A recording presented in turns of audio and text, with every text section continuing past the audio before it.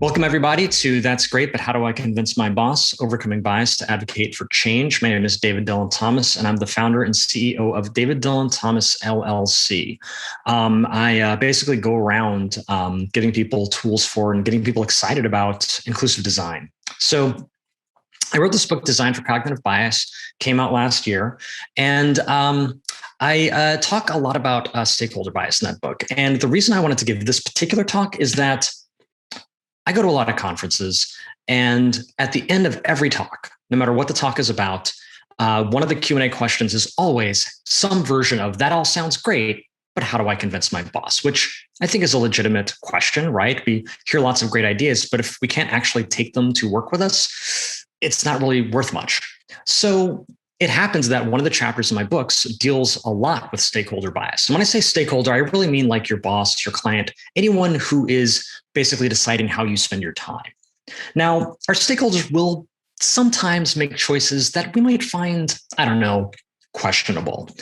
They might, for example, say, let's create 2 million fake accounts and then end up costing the company $3 billion. Could happen. And our reaction to this might seem something like this. So as it turns out, our stakeholders are making about 95% of their decisions below the threshold of conscious thought. We know this because everybody is making about 95% of their decisions below the threshold of conscious thought. These decisions are happening so fast that their conscious mind doesn't even realize they've made them. Now, if we're going to advocate for change, we kind of need to know what's going on under the hood, somewhere in that 95%. That's what we're going to talk about today. Now, one of the key things that's happening is something called the moral hazard of gameplay. And to explain what that is, I'm going to tell you the story of the little AI that could. A while back, there was this AI environment called Polyworld. And these scientists put together these little AI bots that were supposed to resemble what organisms would do if they were evolving and living and eating. And so they put them all out there, and they noticed that these little bots, one weird thing they did was to start to have kids and then eat the kids. Now, this is obviously strange behavior. When they unpacked what was happening, they realized, okay, we designed these bots to optimize for getting energy, right? That's the main thing to do, is get energy, and to make sure that they expended as little energy as possible. And then they realized, oh, we made it so that having kids didn't expend any energy.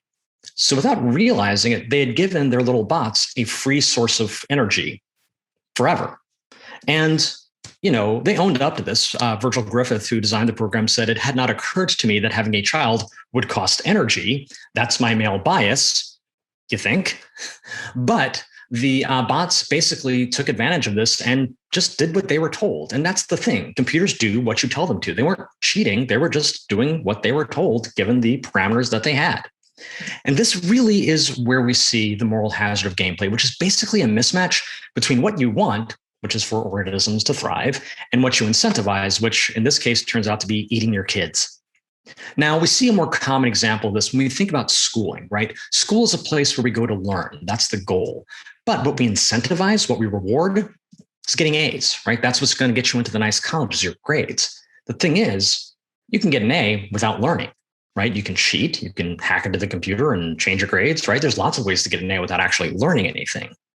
Now, other approaches might align the goal better with the incentive, right? There's some school programs where you don't get to advance unless you can teach what you've learned to somebody else.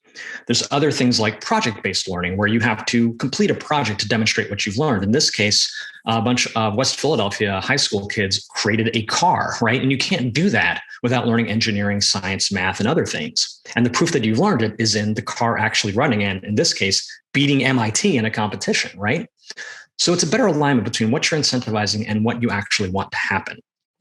Now, the flip side of this are things like Wells Fargo, where what they wanted theoretically was an ethical banking structure, but what they actually incentivized was, well, people creating 2 million fake accounts to meet sales quotas and earn incentives.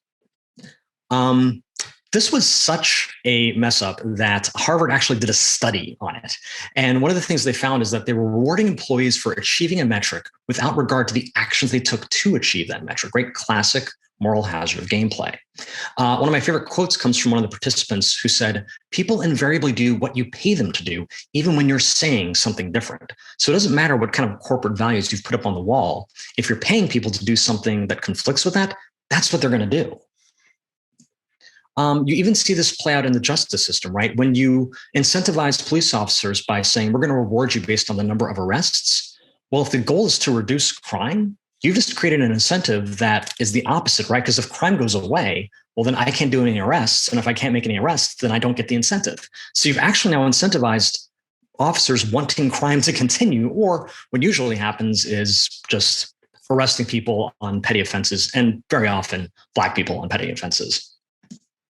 So what do you think happens, right, when we get rewarded based on, say, the number of features that we release in a quarter, right? Well, we get that dreaded siloing that we're always complaining about, right? Why? Because now I'm forced to focus on my goals, my team, and ignore everybody else, right? And I'm also incentivized to ignore things like research, right? Why is that one client or a boss resisting research? Well, maybe it's because they're not going to get their incentive unless we get more features out, and research is going to slow us down because I'm not being rewarded on the quality of the products or the features, just the number of them. Or what do you think happens when you get rewarded based on spending all of your budget, right? Again, the dreaded silos, right? Because now I have to focus on my budget. And in that scenario, usually budget that I get is budget that you don't get, and vice versa. So I have to batten down the hatches. I'm actually in competition with you, even though we all work for the same company. And it incentivizes other weird behavior. I used to work in a university, and I was in charge of buying equipment for teachers. And at the end of every fiscal year, like clockwork, I would get all these requests for smart boards and projectors. And it wasn't because the students needed them. It was because the teacher wanted to spend all their budget, because if they didn't, they wouldn't get the same budget next year. Now, what do you think would happen if we got rewarded based on how much you learned in a year, or how much the company learns as a whole, right? Because every company, I hope, wants to be smarter at the end of the year than they were at the beginning. And if this were what you were being rewarded on, well, then you'd actually want to cooperate, right? You want to break down silos, because something team A learns is something that team B could benefit from, and vice versa. Or what would happen if we were incentivized based on the health and wellness of society, or the company, or the employees, or the customers, right? It might incentivize better behavior. And that might be harder to measure than how many features you shipped. However, it's not impossible. Entire countries have tried to optimize for this. So New Zealand basically got rid of GDP as a measure for the health of their country, and actually turned to happiness and well-being. And it's a fair trade, right? Because if you think about it, GDP isn't necessarily the best indicator. During slavery, America had a fantastic GDP, but it didn't mean that everything was okay. And if you look at things like how New Zealand handled the coronavirus versus other countries that were focused more on GDP, let's just say New Zealand is actually having these conferences in person right now. Now, it's important to think about bias at the very beginning of a project, because the biases that govern a project are determined at kickoff. Why? Because that's when you're determining your goals. And this is important because the biases that inform your goals govern how risk is viewed for the rest of the project. I don't know how many of you out there are project managers, but you're probably very familiar with this, right? If we say this project is not a success unless we come in under budget, what are you thinking about every single day? Okay, how much budget have we spent? How much budget do we have left, right? And if things come up like, oh, maybe we need to think more about inclusive design, do we have that in the budget, right? That's what you're focused on. Or if it's, hey, this project isn't a success unless we bring it in on time. Well, what are you thinking about every single day? How much time have we spent? How much time do we have left? Oh, do you think we should do some research? Whoa, how much time do we have for that, right? It completely controls, in a way, a lot of the decision-making that happens, right? Now, a really great story about how goals and strong goal setting can actually make a project easier and more collaborative comes from some work I did once with a pharmaceutical company. Now, the whole idea was they were going to create this website that helped medical professionals decide which products, to prescribe for their patients. And we decided early on, we wanted to align the goals of this project with the mission of the company, which fortunately wasn't just, make as much money as possible, right? Their stated mission was improve health outcomes, right? Great. Okay, let's make that the goal of the project. And we put that goal at the beginning of every single bit of documentation, right? Here's the content audit, right at the top, improve health outcomes. Here's the research report, right at the top, improve health outcomes. Here's the first set of wireframes, improve health outcomes, right? Just keep focusing on the goal. And what that did was it gave us some leverage when there were political fights between, say, legal and marketing. So we might go to the legal department and say, okay, legal department, what would you say your mission is? And the legal department at the time was making it really difficult to make any changes to the website. Like it would literally take 6 months to make even the smallest change. So we could go to them and say, legal department, what would you say your mission is? What is your job? And they might say, well, to make sure we don't get sued. And we could say, okay, fair enough. But remember when we said that the mission was to improve health outcomes? Now, we can't do that if we're being sued, thank you for your service, but we also can't do that if it takes 6 months to make one change to the website. So can you meet me halfway? Similarly, the marketing department was, when you watch those pharmaceutical commercials and there's like pictures of people running through fields and daisies, and it's like, what's the point? They were putting a lot of that content at the top of the page and making it hard to actually find the dosing information and the insurance information. So we could say, hey, marketing department, what do you think your job is? And they could say, well, to sell these products. And we could say, fair enough. But remember when we said the mission was to improve health outcomes? Now, granted, we can't do that unless we sell the products. Thank you for your service. But we also can't do that if the doctors can't actually find the dosing information and the insurance information. So can you meet me halfway?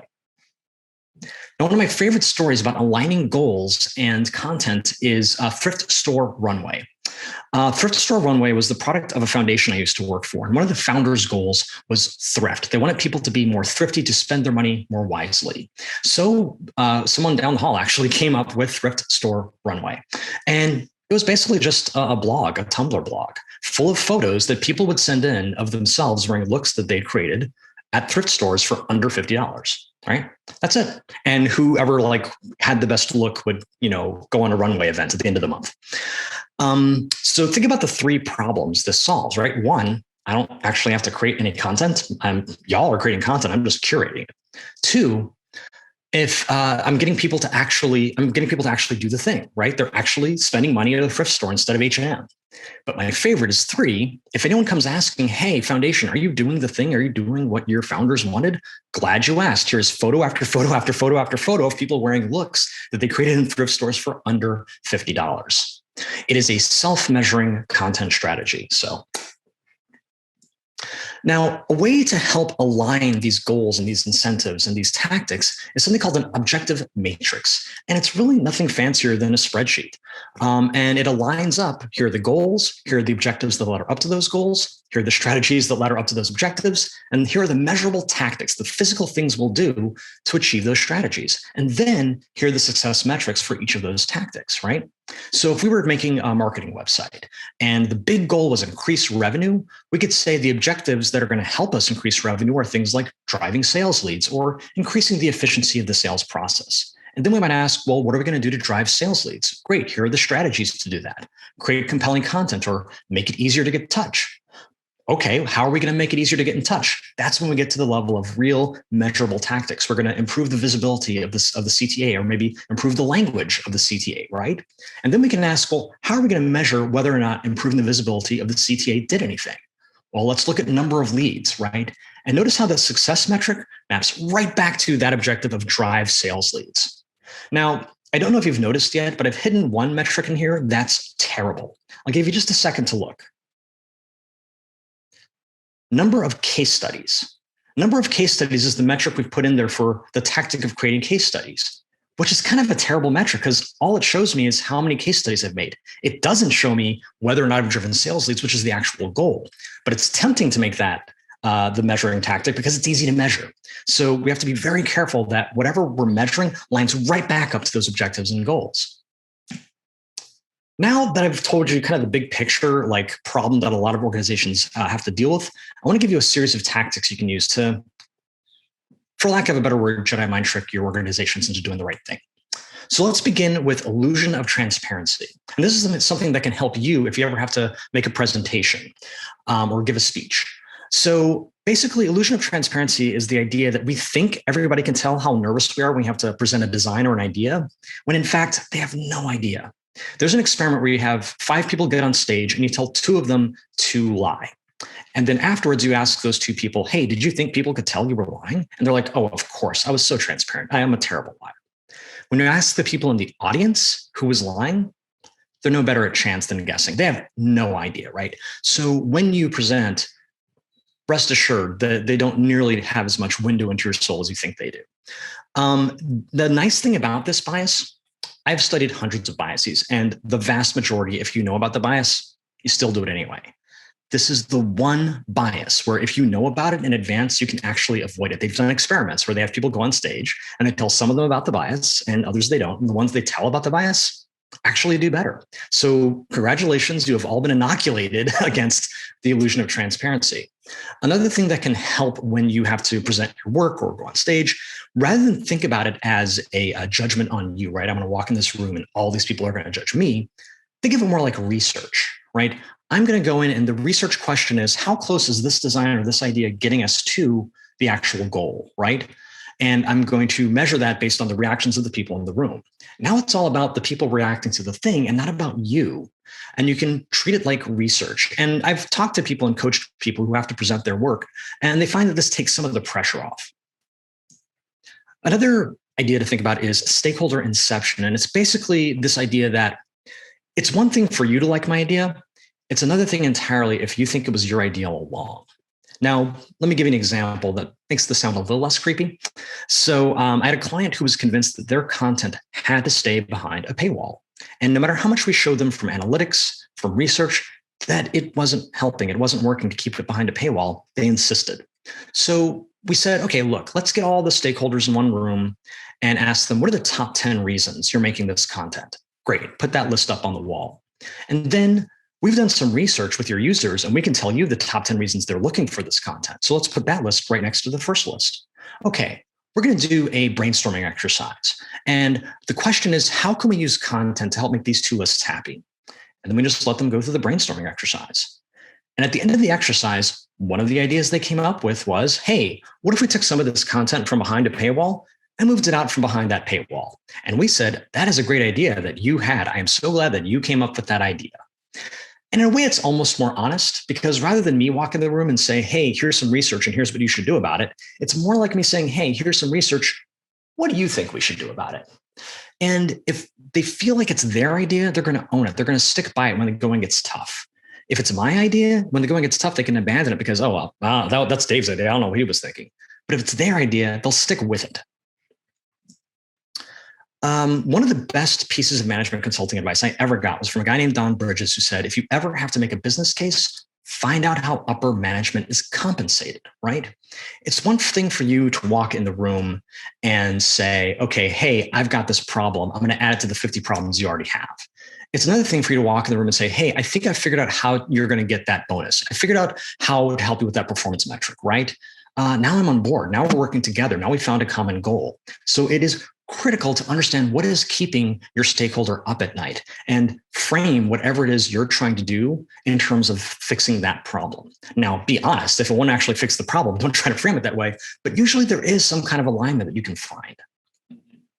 Now, in order for this approach to work, and really in order for any of these approaches to work, you really need to hear your stakeholder, right? You really need to understand what is keeping them up at night. What are they telling you? Which means you really need to listen and they need to feel heard. We'll talk a little more about this later. But as an example, I was working with a company where my team had to create a taxonomy for their intranet.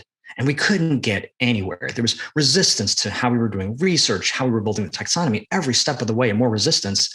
And so eventually over time, as we built the client's trust, we were able to understand the real problem was that there was a war we had inherited between the content team that had to use the taxonomy and the tech team that had to implement it.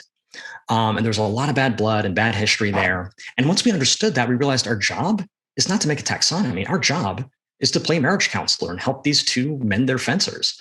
And it changed the way we worked. Rather than go off in a corner and create a taxonomy and say, ta-da, we had to do the taxonomy in working sessions, open working sessions with all of the tech team and all the content team all in one room so everybody could see what each other's doing, right? And that actually got the job done. And what would usually happen is each meeting would start with like the airing of grievances. And once we got through that, people could actually sit down and do the work. But none of that could happen unless we really heard what our stakeholders' true problem was, not what the apparent problem was. Another thing that a lot of, especially big companies, have to deal with is loss aversion. And it's this idea that it hurts twice as much to lose something as it feels good to gain something. So it hurts twice as much to lose $10 as it feels good to just find $10 in your couch. I like to think of it in terms of Hamilton, which, if you haven't seen it, is a musical story of Alexander Hamilton and Aaron Burr, right? Now, they were both orphans, but that's where the similarities end, right? Hamilton came from poverty, came from nothing. And so his song is My Shot, which is all about ambition and going for it because he had nothing to lose. Aaron Burr was an orphan, but he came from money, a lot of wealth, and this legacy that he had to protect. So his song is Wait for It, right? Which is all about being cautious and not moving too quickly and not risking anything because he had a lot to lose. Now, the larger a company gets, the more it has to lose and the more it's likely to be very risk averse. Now, an interesting thing about loss aversion is when your stakeholder is feeling risk averse and you want them to do something they might feel is risky, it's better to tell them the downside of not taking a risk rather than the upside of taking the risk. So let's say your company is using some terrible legacy software. Everybody hates it. Everybody knows it's awful, but they keep using it anyway. You could go in and say, hey, I found this shiny new software, and if we get it, unicorns are going to walk down the hallway and we'll make all this money, right? That's weirdly not as interesting to them as saying, hey, if we stay with this old software, here's how many people are going to quit. Here's how much money we're going to lose. Here's how long it's going to take to find their replacements. Here's how long it's going to take to train their replacements. And here's how much productivity is going to go down while we're doing all of that, right? And once you've finished painting that apocalyptic picture, all of a sudden it seems like a really good idea, right, to invest in that newer software. Even the timing of asking stakeholders to make risky decisions is a factor. So there's a thing called decision fatigue. And the basic idea is that every decision we make actually takes physical energy. And the more decisions you make, the less energy you have, and the worse those decisions tend to get. Now, scarily enough, this even plays out in the judicial system, right? So they did an experiment where they looked at judges' decisions throughout the day, and they kind of timed that with their food breaks. And they noticed that in the morning after they'd, had something to eat, the favorable decisions started out around 65%, and then they dropped to nearly zero, right? By the time it's time for lunch, then they get some lunch, get some energy back, and it goes back to 65% and then drops again to zero as you get toward the end of the day. Now, these are decisions that affect people's lives, and they are in fact being influenced somewhat by hanger. So never try to get your stakeholders to make decisions they might feel is risky on an empty stomach. Even the day of the week might actually influence your stakeholders. So J.G. Sanders out at the London School of Economics did some amazing research around what she called the weekly cycle. And the idea is that our tolerance for risk starts out pretty high at the beginning of the week, then gradually drops to be at its lowest on Thursday, and then jumps back up again on Friday. And they notice this pattern with all sorts of risk-taking behavior. So whether or not to go to the hospital, whether or not to, who to vote for, whether or not to rob a bank, right? All of them have matched the same curve. So if you need your stakeholder to make a decision they might think is risky, probably best to approach them on a Monday or a Friday and after they've had a really nice thing to eat. If you're trying to roll out big change, it might be a good idea to start out small. And here's why. There's this thing called consistency bias. And the way it works is if I come up to you and I say, hey, can I put this big honking sign on your lawn? You probably say no. But if I come up to you and I say, can I put it's tiny, you're not even going to, just a little tiny, you're probably, or at least more likely to say yes. And if you say yes, and I come back 2 weeks later and I say, hey, can I put this big honking sign on your lawn? You're actually more likely to say yes because you're sign people now. We like to make decisions that are consistent with our former selves, right? So if I'm trying to roll out inclusive design at my company, right, I could go in and say, we're going to overhaul the entire design process and have committees and blah, blah, blah. Or I could say, hey, there's this meeting called an assumption audit where the team gets their biases out on the table at the beginning of the project. It takes like 2 hours. This next project is like a 600-hour project. Can I just get 2 of those to do this like little thing I can notice? More likely to say yes. If they say yes, and we do that maybe on a few projects, I can come back later and say, hey, there's this thing called the red team, blue team, where I bring in a whole other team to, look for ethics and bias in our work. It takes a day, but this is like a 90-day project. Can we do that just one day? They're more likely to say yes because, well, we're inclusive design people now. So as I was saying before, people absolutely need to be heard. And if they don't feel heard, they don't feel dignity, right? It really doesn't matter what tactic you're trying out. You're not going to get anywhere because this is just a fundamental need people have. And rather than try to explain this myself, I'm going to have someone who has to do this at a much higher level tell their story. And all of these things, and so part of it is like emotional work, and the second part of it is intention. Like, what are you trying to get out of this conversation? And if you're just trying to argue with someone, it's not going to work. You believe what you believe, they believe what they believe. So I think the thing that we have to do is try to have a good faith interaction of trying to learn more about where the other person comes from. Because often what I find is that when I do win people over, it's almost never in the conversation itself that I've won someone over. It's that I have a conversation with someone, I ask them some critical questions, and I pretty calmly explain to them, well, this is where I'm coming from. And this is why I believe what I believe. Why do you believe what you believe? And you kind of like leave the conversation, but very often that person will sit on what you said, and they will sit on the fact that you respected them and gave them space. And then very often I've had interactions like that, and I'll run into that person again a week later, a month later, etc. And they said, you know what? You said something that I really thought about and I changed my mind. But no one ever changes their mind in the actual acute situation of a conversation. It's like afterwards when it kind of sits with them. But if you rush in, fully armored up, attacking them and making them feel defensive, they will never listen to anything that you have to say. So it's really about learning how we can have a conversation again. And also there's a really important conversation about good faith and bad faith conversations. And when I sense that someone is engaging in me in bad faith, I just don't engage the conversation at all. It's not worth my time or my energy. If someone's trying to put you down or belittle you or approach a conversation as though they are more intelligent than you, because oh no, there's no way that someone can disagree with me and still be smart. There's this there's this very condescending tone that we have in a lot of our conversations. And I think it's important to really approach those kinds of disagreements with a lot of compassion, because when they see that, people really look at not just the logic of your argument, but how you make them feel. As much as people hate to say that and admit it, it's true. Yeah. So there's a lot there that I don't need to restate. Like I said, she says it better than I do. But one point I do want to come back to that she brings up is this notion of good faith and bad faith. A lot of the tactics I'm talking to you about are dripping with privilege, right? They may not be tactics that are available to you. If in fact, your healthcare is dependent on this job, your visa immigration status is dependent on this job, you may be at risk in a way where, there are certain things you can and can't try. So I don't want to assume your level of freedom or privilege in your workplace. So, where you need to make sure to take care of yourself. The other thing that I want to clarify here is that there's a certain level of good faith that needs to be present for any of this to work, right?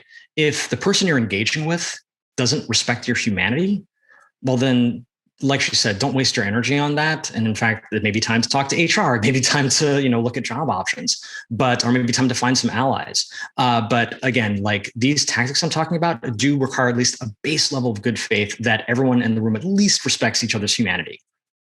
Now, I do want to talk for a bit about the difference between changing minds and changing behavior. Right. And I'm not going to say that one is a more noble goal than the other, but understand that they are two different goals that require different tactics. So an example of this might be don't mess with Texas, which, as it turns out, began as an anti-littering campaign. This is, I think, around the 70s. The Texas highways were a mess. And they tried all sorts of things. Nothing really worked. Then they rolled out Don't Mess with Texas. And the magic of Don't Mess with Texas is that it takes something that every Texan, red or blue, can agree on, that Texas is awesome. And you should not mess with it. And by aligning the act of littering with the notion of messing with the great state of Texas, they suddenly found something everyone could agree on, right? And this changed behavior, right? Like you saw, I think like a 70% decrease in littering on Texas highways. What it didn't do is turn all Texans into environmentalists overnight. Not at all, right? but it did get to change their behavior, which was the goal.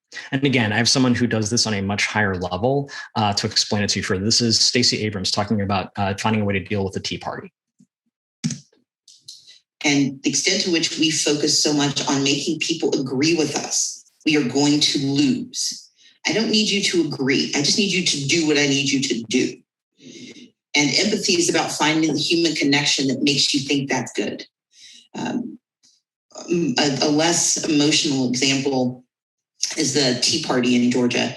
There is environmental legislation that the Chamber of Commerce and the governor and Republicans were trying to move for about 2.5 years. And we blocked it. Democrats blocked it.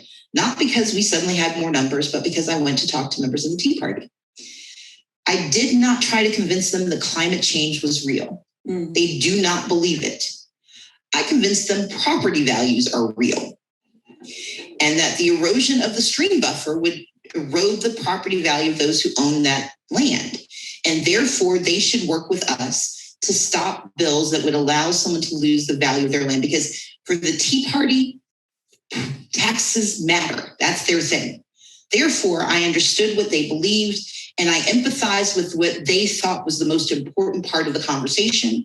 And from there, talked about the behavior that would be necessary to achieve our common ends. Never had to have a conversation about climate change. That would have been useless. But talking about property values got me the same vote I would have gotten had I spent 20 hours yelling about why climate change was real and pulled out charts and, propped open their eyes like one of those torture films that made them watch the Al Gore documentary every single day. Like, that wouldn't have changed anything. But this reality of who they are, empathy, because empathy isn't just about people feeling what you feel. It's about them feeling that their feelings matter. That's what empathy is. And too often we hold empathy to be, you have to feel me and feel me for why I want you to feel me. That's not empathy. That's selfishness. Empathy is, I want us to have a common bond, and it can come from a different space, but it's just as legitimate if your reason for feeling comes from a place that's not my own. In the early 90s, Paul Rand resigned. It's legendary designer Paul Rand resigned from the Yale faculty because of this woman, Sheila Levrant de Bretteville. And he didn't resign because he had some huge, aesthetic design disagreement with her. He resigned because she'd been named the director of graduate studies in graphic design at the Yale School of Art, and he disagreed with her entire design philosophy, which embraced inclusion and political activism. He was coming from a place of modernism and, frankly, Eurocentric approaches to design. I bring this up to tell you that the fight for the soul of design is not a new fight. It's been going on for decades, for centuries. Design has always been trying to figure out its place. And I tell this to you because if you decide to use some of these tactics and take up advocacy for change at a small or big level, wherever it is you work or whoever it is you work with, understand this: you are not alone. There are, in fact, many people and many organizations who are working tirelessly to change the face of design and tech as we know it, and to try to make it more just and more humane. And they're even looking at, unionization and how workers collaborate to do this, right? And thinking about how we're designing these spaces. And there are communities that are popping up that, not for nothing, often have job boards, right, of like-minded people who want design to be more just. So I'm hoping that I've given you some tools today that you can use to advocate for change. But when you do, please remember, you are not alone. Thank you.